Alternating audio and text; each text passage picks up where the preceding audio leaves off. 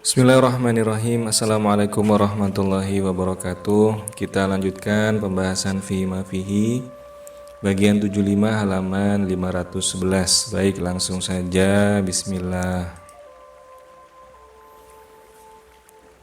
Para penghuni neraka lebih bahagia di sana daripada di dunia ini, karena di sana mereka akan selalu mengingat Allah, sedangkan di dunia mereka melupakan Allah. Tidak ada yang lebih manis daripada mengingat Allah. Keinginan mereka untuk kembali ke dunia adalah untuk bekerja dan melakukan amal kebajikan, sehingga mereka dapat menyaksikan perwujudan keagungan Allah.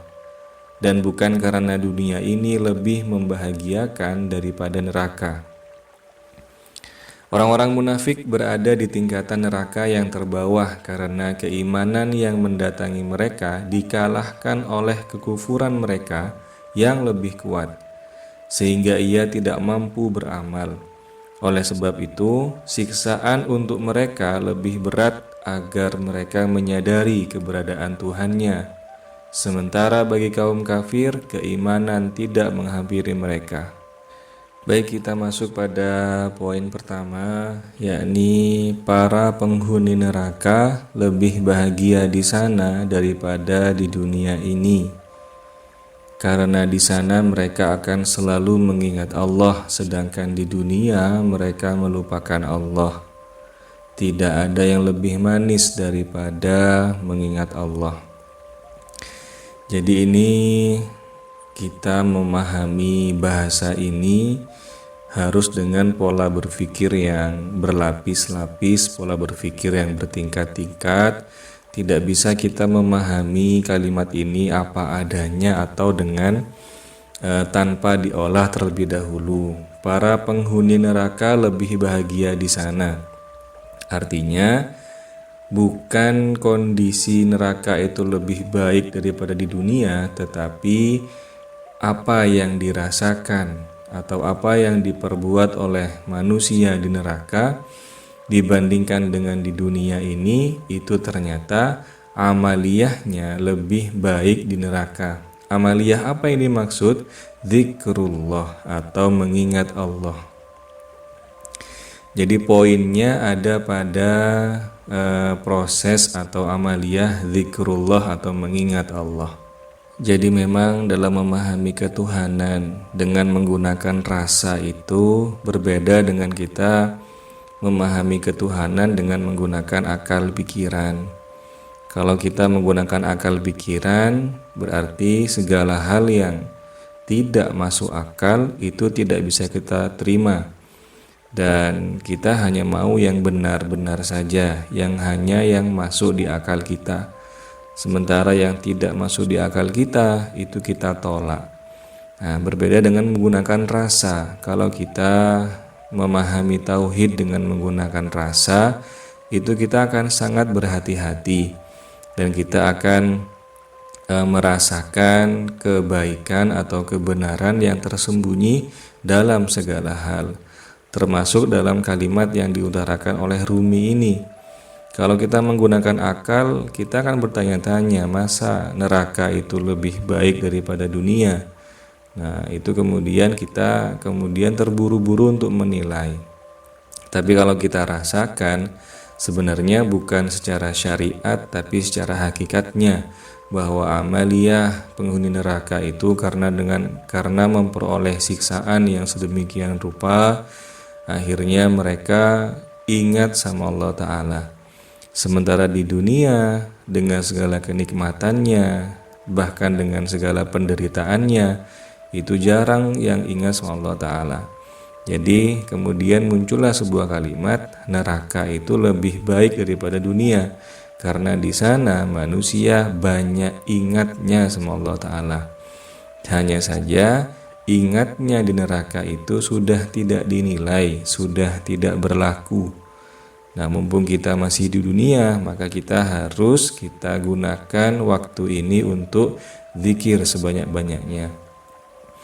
Yang menjadi pertanyaan sekarang adalah, ada apa dengan peristiwa ingat? Ada apa dengan peristiwa zikir?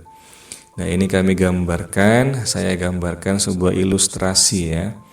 Jadi ini simbol, ini bahasa simbol. Bukan berarti ini Tuhan dan ini kita, maksudnya ini gambarnya Buddha. Buddha itu Siddhartha Gautama. Beliau itu manusia yang mendapatkan anugerah yang luar biasa dari Allah Ta'ala, tapi beliau bukan Tuhan. Nah, ini hanya simbol. Jadi simbol itu maksudnya menggambarkan atau mempermudah. Misalkan kita melihat simbol jurang, berarti gambar jurang itu bukan jurang. Jurangnya ada di belakang. Itu hanya simbol mempermudah kita bahwa di sana ada jurang. Jurangnya itu bukan papan bergambar jurang itu hanya simbol. Sama seperti ini juga simbol.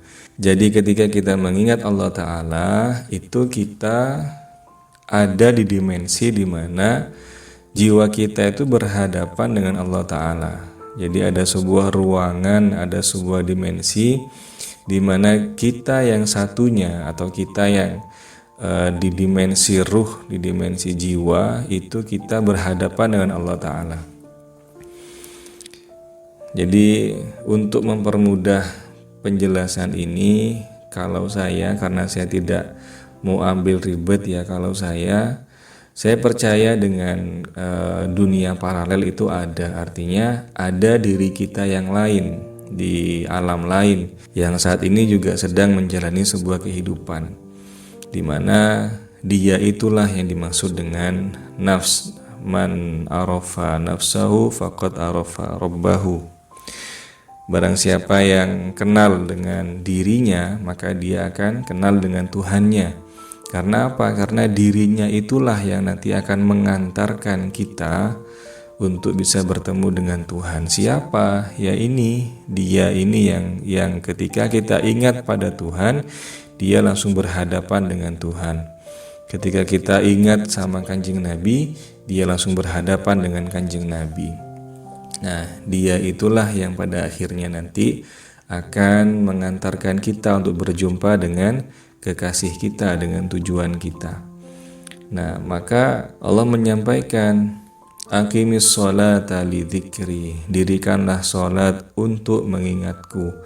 Artinya adalah sholat itu kulitnya, sholat itu syariat badannya, tapi hakikatnya adalah ingat. Jadi badan kita di alam ini itu menghadap atau menggerakkan untuk sebagai wujud persembahan. Kemudian ingatnya itu adalah kita menghadirkan Tuhan berhadapan dengan diri kita di dimensi lain, sehingga sempurna sholat luarnya dan sholat dalamnya. Kanjeng Nabi bersabda hal yang serupa, aku mengingat siapapun yang mengingatku, kata Kanjeng Nabi. Maka saat ini kalau kita tidak ingat sama Kanjeng Nabi, maka beliau juga tidak ingat dengan kita. Kita saja kalau di sekolah dari sekian banyak murid, kemudian guru itu mengingat kita merasa bangga luar biasa. Nah, sekarang bayangkan dari jutaan makhluk, Allah itu mengingat kita, Kanjeng Nabi mengingat kita, maka layak kalau kita merasa senang luar biasa. Nah, maka dari itu, bagaimana caranya kita agar diingat? Maka kita harus ingat lebih dahulu. Karena apa? Karena tidak ada yang lebih manis daripada mengingat Allah Subhanahu wa Ta'ala. Jadi karena ingat atau karena zikir itu merupakan pekerjaan hati itu tempatnya rasa, maka dengan kita mengingat Allah Ta'ala, perasaan kita itu merasa terpuaskan. Ya, jadi bukan badannya yang dipuaskan, tapi rasanya yang dipuaskan. Nah, di sini ternyata tidak bisa berjalan bersama-sama. Kalau misalkan kita sering memuaskan badan dengan makanan, dengan melihat yang indah-indah, atau dengan ketamakan, dengan harta, dengan jabatan, kita memuaskan badan, maka akan tertutup jalan untuk memuaskan hati atau rasa. Sebaliknya, kalau kita ingin bisa memuaskan hati atau rasa, maka kita harus menutup jalan untuk memuaskan badan. Contohnya saja yang paling sering kita rasakan di bulan Ramadan ketika kita sudah masuk waktu maghrib dan kita banyak makan makanan yang berlebihan, kita memuaskan badan kita. Nah, ketika sampai waktu isya, sampai waktu taraweh, kita sangat sulit untuk bisa merasakan khidmatnya sholat taraweh. Yang ada adalah malas, yang datang itu adalah ngantuk dan sebagainya. Sebaliknya, kalau kita mampu menahan, jadi ketika berbuka itu kita hanya takjil saja misalkan, atau bahkan hanya air putih saja, kita menyimpan makanan beratnya untuk nanti setelah sholat isya. Nah, dirasakan ketika sholat taraweh kita bisa merasakan khidmatnya sholat taraweh. Kita akan terbayang bahwa sholat ini hanya setahun sekali, bisa merasakan bahwa ini bersama-sama, keindahan berjamaah bersama-sama, dan sebagainya. Artinya, ketika kita berusaha menutup jalan kepuasan badan, nah kita membuka jalan untuk bisa memuaskan batin. Poin kedua, keinginan mereka untuk kembali ke dunia adalah untuk bekerja dan melakukan amal kebajikan, sehingga mereka dapat menyaksikan perwujudan keagungan Allah. Bukan karena dunia ini lebih membahagiakan daripada neraka. Jadi orang-orang di neraka itu sangat mendambakan untuk bisa kembali lagi ke dunia, untuk bisa bekerja, untuk bisa apapun saja, untuk bisa beribadah. Kenapa? Karena mereka merasa menyesal dulu kenapa ketika masih hidup saya menyia-nyiakan waktu yang ada. Karena di neraka itu mereka akan menyadari bahwa semua peristiwa yang ada di dunia ini itu merupakan manifestasi perwujudan Allah Ta'ala. Baik itu hal yang bersifat materi, baik itu hal yang bersifat imateri, baik itu alam semesta yang ada di luar manusia maupun alam semesta yang ada di dalam manusia. Itu semua merupakan perwujudan keagungan Allah Ta'ala. Terus terang ini saya alami sendiri. Jadi ketika saya mengajar anak-anak SMP, anak-anak MTS, kemudian mereka ada yang bertanya, wahai Ustadz, siapakah guru sejati kita? Itu ada. Jadi murid saya bertanya demikian, siapakah guru sejati kita? Nah, kemudian saya mau menjawabnya itu ada keraguan karena apakah sudah layak seusia ini untuk mengetahui. Nah, tiba-tiba dalam sekian detik keheningan itu, musola di dekat kelas kami itu mengumandangkan sholawat tarhim, assalatu wassalamu alaih. Jadi seolah-olah yang bertanya siswa, tapi yang menjawab adalah alam semesta. Yang menjawab adalah alam semesta, kebetulan musola di sebelah kelas kami. Artinya apa? Artinya bahwa Allah Ta'ala itu wujud di mana-mana. Dia mendengarkan apa saja, dia menjawab apa saja. Idza sa'alaka ibadi anni fa inni qarib ujibu da'watad da'i idza da'an. Apabila ada yang bertanya tentangku, kata Allah Ta'ala, maka jawablah fa inni qarib, sesungguhnya aku dekat. Ujibu da'watad da'i idza da'an. Aku menjawab semua doa yang dipanjatkan, itu kata Allah Ta'ala.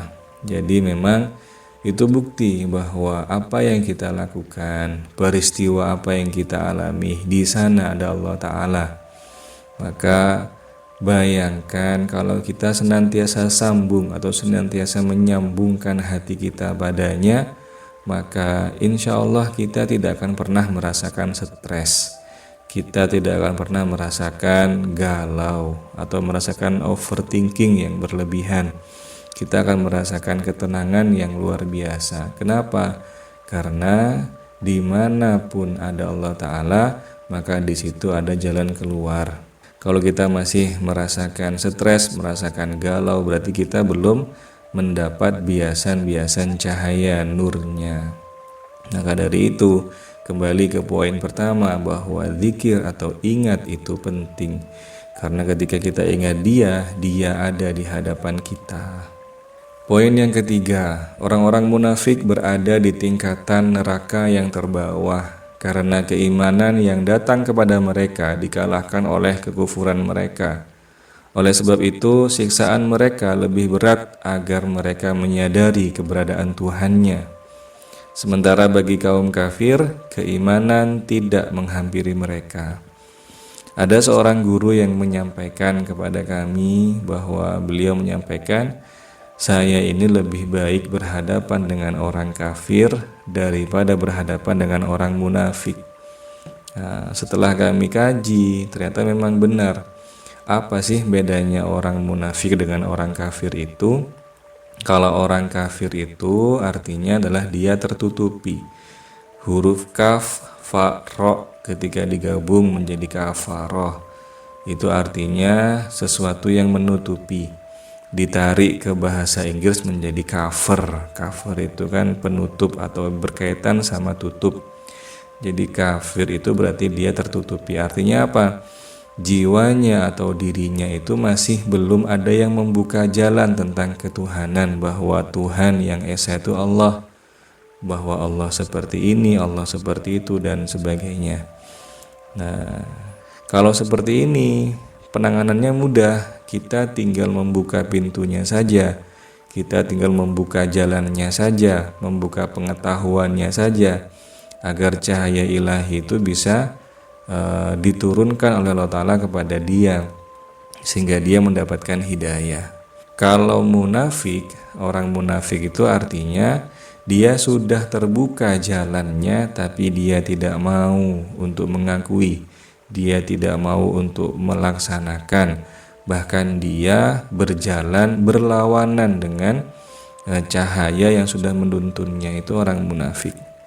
Artinya dia Islam, dia tahu Tuhan itu secara syariat, secara hakikat dia tahu.